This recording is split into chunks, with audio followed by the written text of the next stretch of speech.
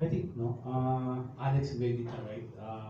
I think it's gonna be parang gathering. So, I'm sure meron na mga next kids to be like Alex, for sure, like, yeah, for sure, the mga bata natin, no? Kasi Alex helped, our tennis here in our country. So, hoping and praying sana tuloy-tuloy na talaga, no? Yeah. Can I also say, so by the way, we were suspended for 3 years, not just 2. So 3.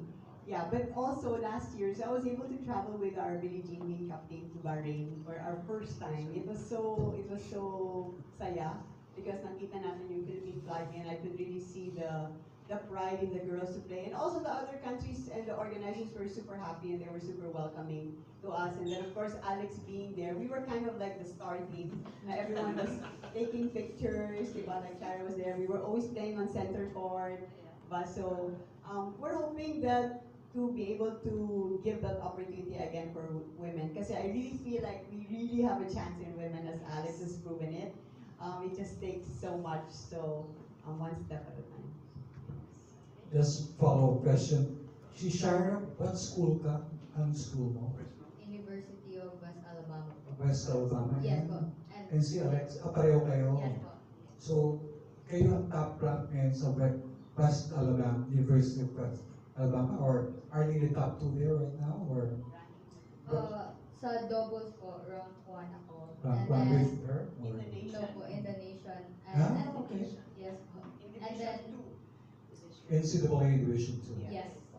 And then, she's ranked 19 in singles in the nation, and I'm ranked 18 in the nation. Sa region din po, she's ranked 9, and I'm ranked 8. Okay. Again, just a little bit background. Anong course mo ngayon? Interdisciplinary studies po. Okay, and Sports management. sports management. So, malaking tulong ka din. This is a generic question. How big has your exposure to USNC Division 2 play help you in your progress and improvement in your performance as a player? Siyempre po, pangarap rin po ng marami na makapag-aral sa US. So, sobrang thankful po kami na marami pong tumulong sa amin na mag-aral din magbigay sila ng scholarship for us. Yun po yung progress na parang mga effort po namin dati, na parang naano po namin. Ilan taon ka na? 19 po. And, I'm 25 po. alright, sige. And also po, it helped us na mag-gain ng confidence po para sa game. Kasi ngayon na sobrang daming matches na nilalaro namin, hindi kami kabado. Kaysa sa yung wala masyadong experience, parang kinakabahan. Tapos ngayon po parang chill lang kami. Yeah, we keep on winning din po for our school, like both of us. Yeah, so Bong, I just wanted to add, and Denise can add to this. You know, the college, the atmosphere for college tennis in the United States is super competitive, super intense. So, like example, from the season January to April, like how many matches have you played? Like almost every weekend. Almost like 20 plus po. I don't know, but we end up like last May 15 kasi po naglaro kami ng regionals. Yeah. Yes po.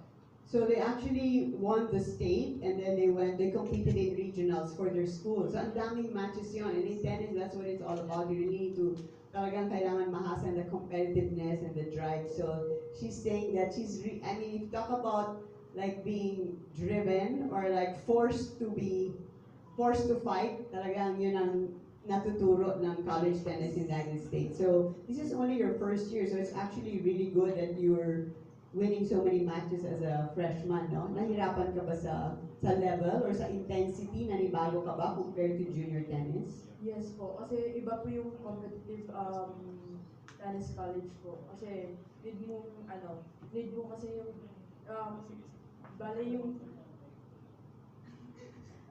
need po namin i-pump up yung every teammate po namin. Kasi yung pressure din po sa team, marami po kaming gusto po namin kasi manalo sa national team. Kaya gusto rin pong manalo ng team po namin. And yun po yung nagpapakot sa amin na gustong manalo rin sa every singles and doubles po.